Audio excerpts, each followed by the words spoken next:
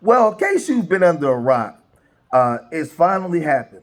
Sean P. Diddy Combs was finally arrested and taken into custody by the Homeland Security and the FBI and all the different alphabet groups on September the 16th. He's been charged with trafficking. He's been charged with racketeering. They said they found 1,000 bottles of baby oil and KY jelly lube and firearms with obliterated serial numbers. And there's a lot of people that's talking about this situation. It's been a long time coming. We know that he had to have help and underlings. People are waiting to see who else are going to be charged. We're hearing that there's hundreds of witnesses. You have people that's coming out from everywhere, coming out from under manholes and coming out from around the corner.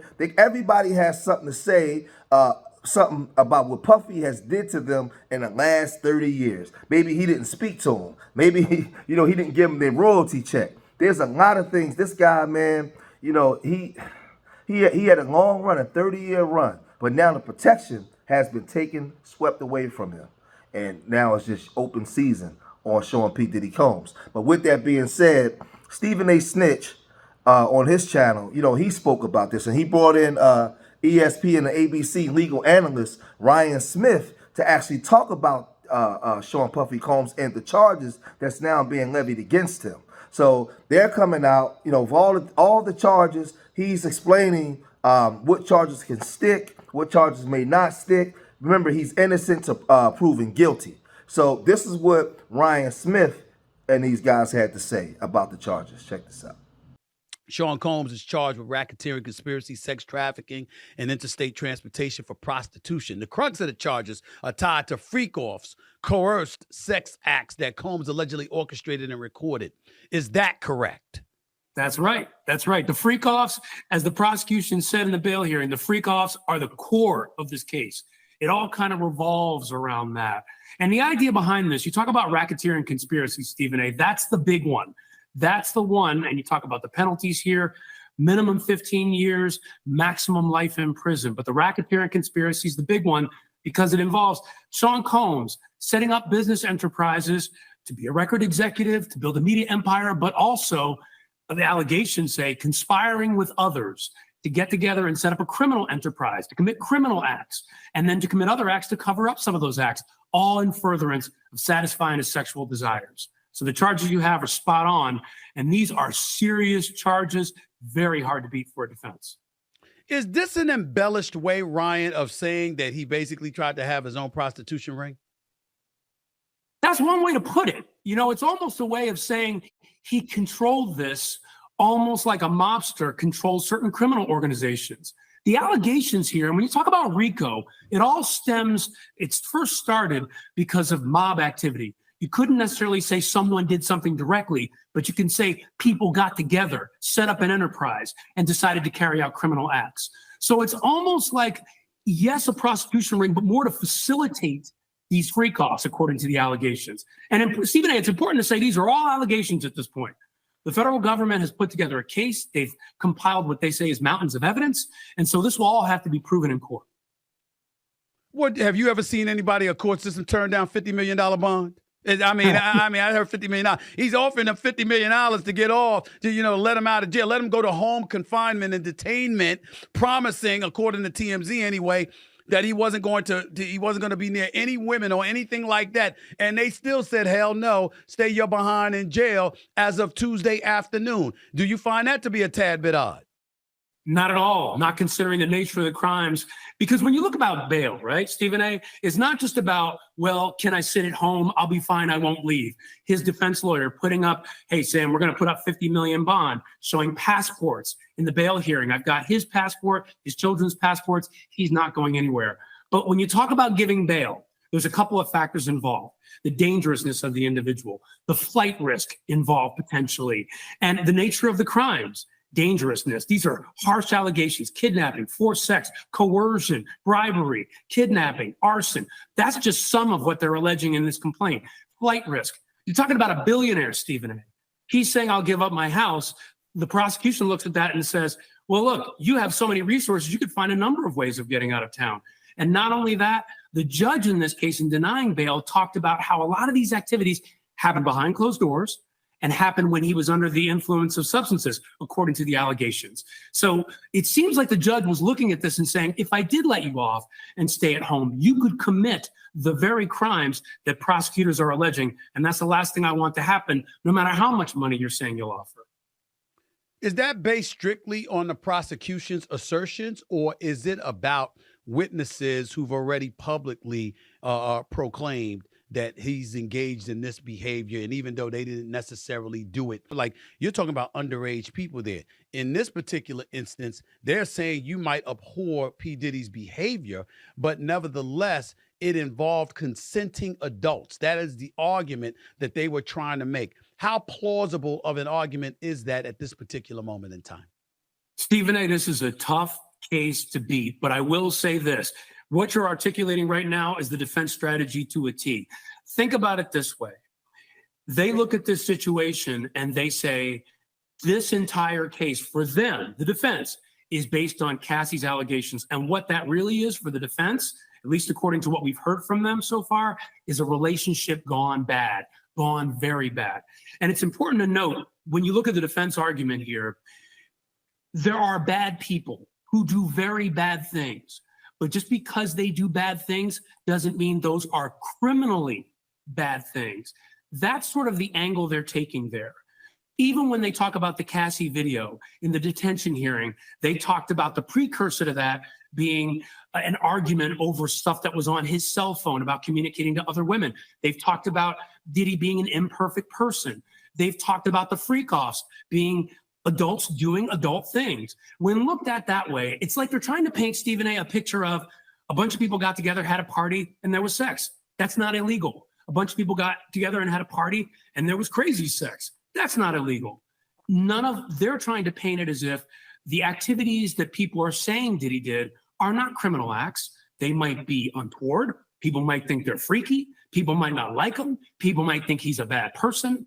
But for them, being a bad person does not mean being criminally liable. So for now, Diddy's address now is the Brooklyn Detention Center, where there's a lot of notorious guys, and they're saying that he's not safe. He tried, like I said, he tried to put up $50 billion to get himself out, but the judges declined that. And this is what ABC 7 is reporting about Diddy and his incarceration. Sean Diddy Combs remains in jail awaiting trial on sex trafficking and racketeering charges after a second judge, denied bail. ABC's senior investigative correspondent Aaron Katursky has the latest. This morning, millionaire rap mogul Sean Combs, who has been known as Diddy, Puffy, and Love, is now inmate 37452-054 after a judge rejected his appeal to be released on bail. The fight continues. We're not giving up by a long shot. Combs offering a $50 million bond backed by his Miami estate, the same one raided by the feds last spring. His lawyers showed the court these pictures to prove its value. He even offered to restrict female visitors, give up his cell phone, and be monitored by live-in security guards. But the judge said there were no conditions that could keep Combs from endangering women or from tampering with witnesses. The judge pointing to this alarming 2016 video obtained by CNN showing Combs kicking and dragging former girlfriend and protege Cassie Ventura. Prosecutors calling it clear evidence of dangerousness. When the defense argued the footage captured the end of the couple's 10-year loving relationship, the judge interrupted, saying, "What's love got to do with that?" Mr. Combs has maintained that he's innocent. He's a smart guy. He knows what he did and what he didn't do. If you use my approach, you can dock both. Combs' lavish lifestyle, often a trademark of his music and persona, as seen here showing off one of his mansions to Vogue in 2017.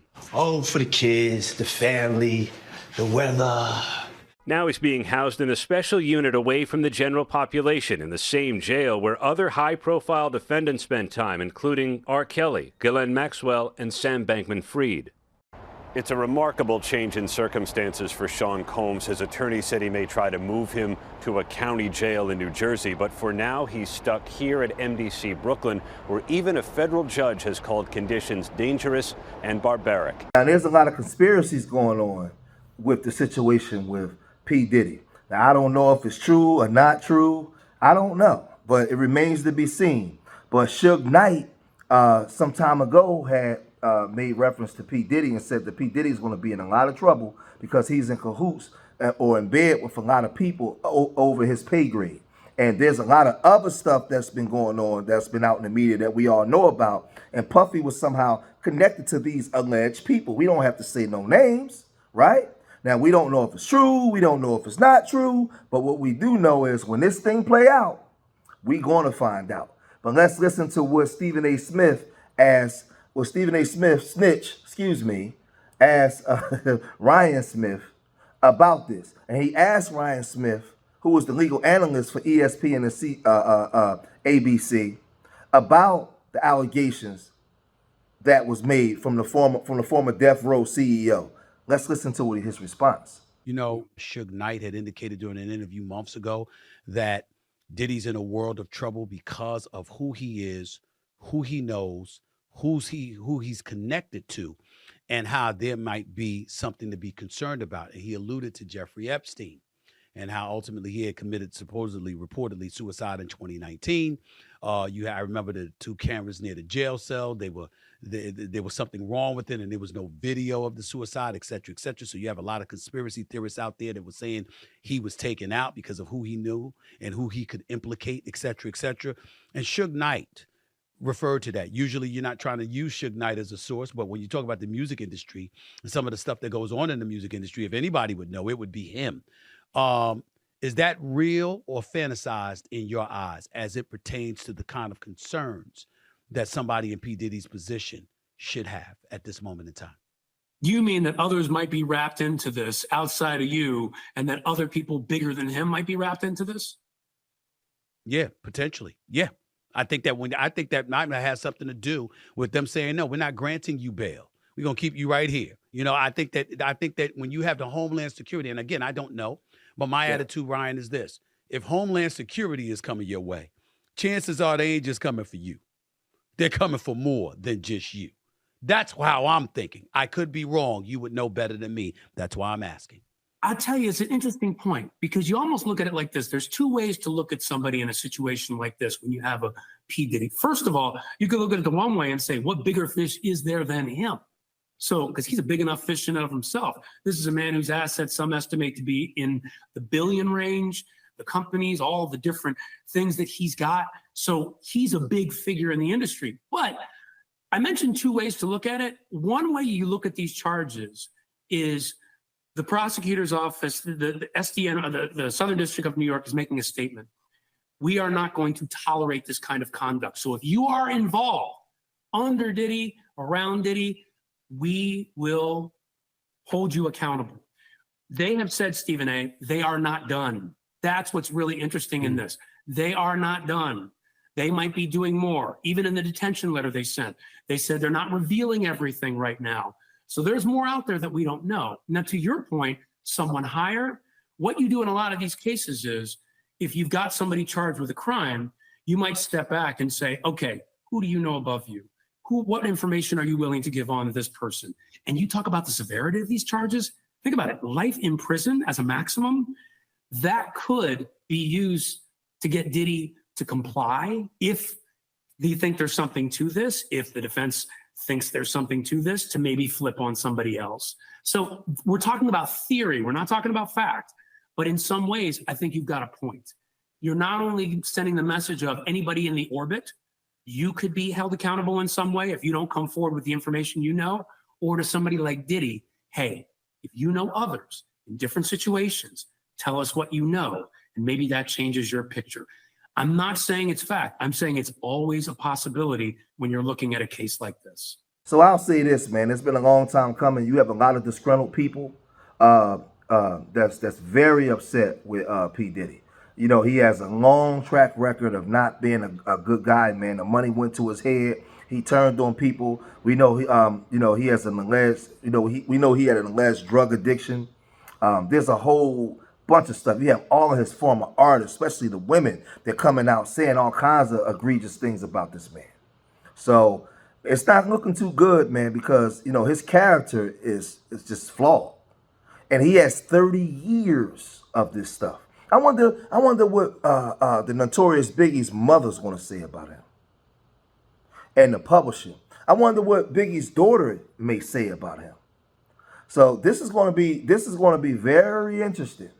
We already know how the Locks feel about him. We know how Mace feel about him. We know how Mary J. Blige and so many other, Danity Kane and the Dirty Money Girls and all these people feel about him. A lot of his writers and people that was his producers, a lot of them don't have a lot of positive things to say about this man. So when he's in court and that trial's going, and they bring in people to testify against him, man, it's gonna be ugly, man. Ugly, super ugly. But I'm gonna cut this video short here, man. If you made it this far in the video, hit that like button. Subscribe to Street Media TV. Leave your comments in the comment section. Let me know what you guys think. Let's create this dialogue. Let me know what you guys think. Remember, I love y'all. Till the next time. Peace.